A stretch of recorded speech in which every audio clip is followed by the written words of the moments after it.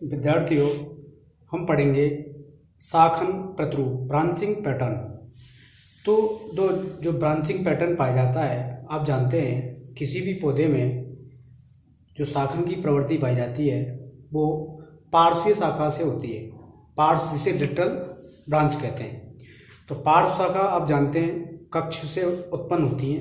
कक्ष का क्या होता है, जैसे ये कोई प्लांट है और ये उसकी पत्ती है, तो मुख्य अक्ष ये मुख्य तना और ये पत्ती है, तो इनके बीच से ये जो पुष्प निकलेगा उसी को हम क्या कहते थे, अक्षीय पुष्प।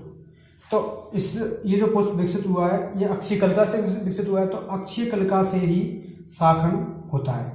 तो अक्षीय कलिका का जैसा प्रतिरूप रहेगा उसी के आधार पर शाखन की प्रवृत्ति रहेगी। तो जो शाखन होता है वास्तव में किससे होता है, अक्षीय कलिका से। अक्षीय कलिका को हम लिटरल कलिका या पार्श्वीय कलिका बोलते हैं।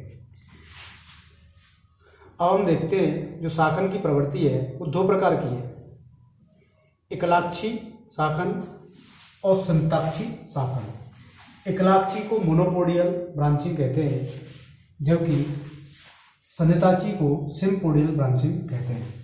एकलाक्षी जो पौधे हैं इनमें अगर हम बात करें, इनमें कलिका जो रहती है इसका एक और नाम है रेसिमोज।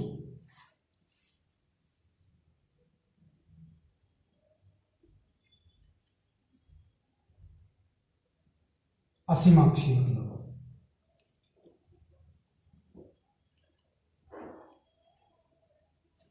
और इसका नाम है साइमोज।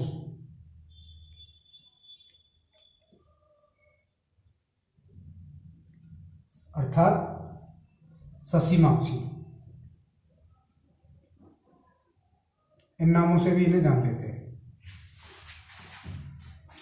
अब हम देखेंगे कि कलिका इनकी अनिश्चित काल तक सक्रिय रहती है। तो कलिका पौधे के जीवन का संपूर्ण जीवन काल तक वृद्धि करती रहती है, अनिश्चित काल तक। तो ऊपरी जो कलिका रहती है, शीर्ष एपाइकल बड़ कलिका रहती है, वो लगातार वृद्धि करती रहती है। और इनमें ध्यान रखनी है सीधा अक्ष होता है। सीधे अक्ष को हम क्या कहते हैं, पोडियम कहते हैं, क्योंकि इनका जो तना होता है वो निरंतर वृद्धि करता रहता है। शाखाएं अग्राभिसारी क्रम में उत्पन्न होती हैं। इनमें जो शाखा है वो एक्रोपिटल क्रम में उत्पन्न होती है, ध्यान रखनी है। अग्राभिसारी क्रम से मतलब है कि बड़ी शाखाएं और पुरानी शाखाएं नीचे, नई और छोटी शाखाएं ऊपर। यहाँ अगर हम उदाहरणों की बात करें तो जैसे आप पाइनस है, कैजुराइना है, पॉलीएल्थिया है, तो ये जो पाइनस को तो आप समझते हैं कौन जैसी आकृति बनती है। तो इसका मतलब है यहाँ पे जो ब्रांचिंग पैटर्न होगा वो एक्रोपिटल अग्राभिसारी क्रम का होगा। तो और वो निश्चित रूप से कैसा होगा, असीमित वृद्धि करने वाला होगा। तो इस पैटर्न को जो हम पाइनस में पाया जाता है उसे एक अन्य नाम से भी पुकारते हैं, एक्स करंट। एक्स करंट को बहिर्वर्ती बोलते हैं। तो एक्स करंट वाले पौधों में ही कौन सा विन्यास रहता है, कौन सा प्रकार का शाखन रहता है, एकलाक्षी शाखन रहता है, मोनोपोडियल शाखन रहता है। अब इसे रेसिमोज क्यों कहते हैं? रेसिमोज इसलिए कहते हैं क्योंकि इनमें लगातार शाखन होता रहता है, और जो भी लगातार शाखन होगा मतलब इनका जो मुख्य अक्ष है वो लगातार वृद्धि करता रहता है। इसीलिए इसे हम क्या कहते हैं, शाखन भी लगातार होगा। जैसे वो वृद्धि करता रहेगा, असीमित वृद्धि, और शाखन भी उसमें लगातार होता रहेगा। लेकिन इनमें एक ही मुख्य अक्ष होता है, पोडियम, जिस पर शाखाएं लगी रहती हैं, इसीलिए इसे मोनोपोडियल कहते हैं, ध्यान रखना। जैसे आपको यहाँ पर दिखाई देगी, जैसे हम इस तरीके की संरचना बना दें,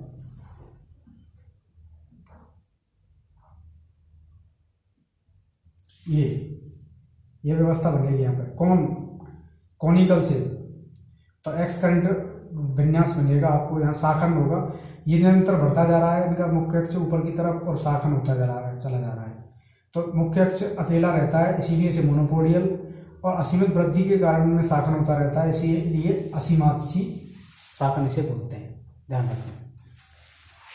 अब एक और उदाहरण आपको अलग मिलेगा बिल्कुल। एल्स्टोनियम में एक अलग अन्य व्यवस्था है, उसमें मुख्य अक्ष लगातार बढ़ता रहेगा, परंतु जो पत्तियां होंगी पर्व संधि पर, पर्व संधि को चारों ओर लगेंगी, ध्यान रखिए। पर्व चक्र के रूप में पर्व संधि के चारों ओर पत्तियां लगेंगी। तो पत्तियां लगेंगी तो निश्चित रूप से शाखन, पत्तियों के अक्ष में तो शाखा उत्पन्न होती है अक्षीय कलिका के कारण, तो निश्चित रूप से उनमें शाखन भी पत्तियों के हिसाब से होगा। जहाँ जहाँ पत्ती होगी वहाँ शाखन होगा, चक्र के रूप में शाखन होगा। चक्र के रूप में पत्तियां पाई जा रही हैं पर्व संधियों पर, तो चक्र के रूप में ही शाखन भी होगा। ये किसमें, एल्स्टोनिया, जिसे छटन बोलते हैं। कहने का मतलब हम ऐसे कर सकते, ऐसे बता सकते हैं इसे, जैसे ये कोई पर्व संधि है तो ये अनेकों पत्तियां इससे निकलती हैं चक्र के रूप में, तो ऐसे ही इसी रूप में शाखा निकलेंगी उसे, इसी रूप में देखो काफी सारी निकल रही हैं, चक्र के रूप में निकलती है। तो एल्स्टोनिया में इसमें भी असीमित वृद्धि करता है इनका मुख्य अक्ष, ध्यान रखिए। अब संधिताक्षी में देखें तो यहाँ पे जो मुख्य अक्ष की वृद्धि है वो सीमित होती है, अर्थात यहाँ जो मुख्य अक्ष होता है वो कम अल्प, उनका शीर्ष कलिका अल्प विकसित होती है, या फिर शीर्ष कलिका की सक्रियता कम होती है। तो शीर्ष कलिका यहाँ लगातार वृद्धि नहीं करती, तो यही कारण है यहाँ पे जो भी शाखन की प्रवृत्ति होगी वो बिल्कुल डिफरेंट टाइप की होगी, अर्थात यहाँ पर जो शाखन होगा सीमित होगा और मुख्य अक्ष इसमें सीमित हो जाता है, इसीलिए ये साइमोड ससीमाक्षी शाखन बोलते हैं। साइमोड मतलब ससीमाक्षी शाखन। संधिताक्षी शाखन इसे इसलिए बोलते हैं कि यहाँ पे एक व्यवस्था रहती है कि मान लो कोई पौधा है, उसकी शीर्ष कलिका की वृद्धि रुक गई है और तो उसकी पार्श्व कलिका शीर्ष कलिका से बड़ी हो जाती है, इस तरीके से ये पार्श्व कलिका और इसकी पार्श्व कलिका ये बड़ी हो गई, तो इसमें मुख्य जो अक्ष है उसकी लंबाई कम लगती है और पार्श्व कलिकाओं की लंबाई ज़्यादा हो जाती है, तो और मुख्य अक्ष की लंबाई सीमित होती है, इसीलिए ये साइमोड ससीमाक्षी शाखन कहते हैं। संधिताक्षी शाखन सिम्पोडियल, क्योंकि इसमें काफ़ी सारा शाखन होता है, क्योंकि इसमें एक ही मुख्य स्तंभ नहीं रहता, हर बार नया बन जाता है, इसीलिए इसे क्या बोलते हैं, संधिताक्षी सिम्पोडियल। बार बार जुड़ता रहता है जो इस तरीके से, एक नहीं रहता, एक सीधा नहीं जाता जिसकी लगातार वृद्धि हो, इस तरीके से चलता है।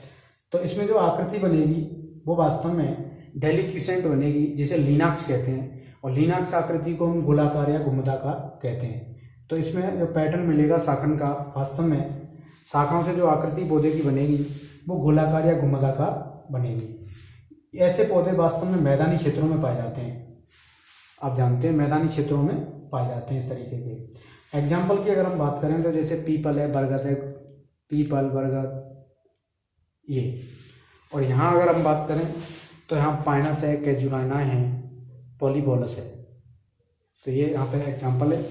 तो ध्यान रखें यहाँ पे जो शाखन होगा वो अलग टाइप का होगा, हमने आपके लिए बता दिया है कि ये मुख्य अक्ष है, इसकी वृद्धि यहाँ रुक चुकी है, अब एक इसकी पार्श्व शाखा ये निकलेगी, ये ऊपर बढ़ेगी, और इसकी पार्श्व शाखा ये ऊपर बढ़ेगी, अब इसकी पार्श्व शाखा ये ऊपर बढ़ेगी। तो यहाँ मुख्य अक्ष जुड़ जुड़ कर बन रहा है, इसीलिए इसे संधिताक्ष बोलते हैं।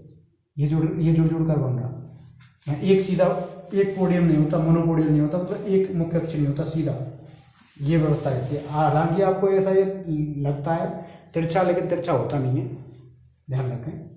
तो बच्चों आपने समझा मोनोपोडियल, सिम्पोडियल को हम रेसिमोज या सीमाक्षी और इसे साइमोज या ससीमाक्षी कहते हैं, शाखन कहते हैं। इनके उदाहरणों के बारे में हमने चर्चा की। सिम्पोडियल में उदाहरण बरगद है, पीपल है, यहाँ पाइनस कैजुराइना है, ध्यान रखें।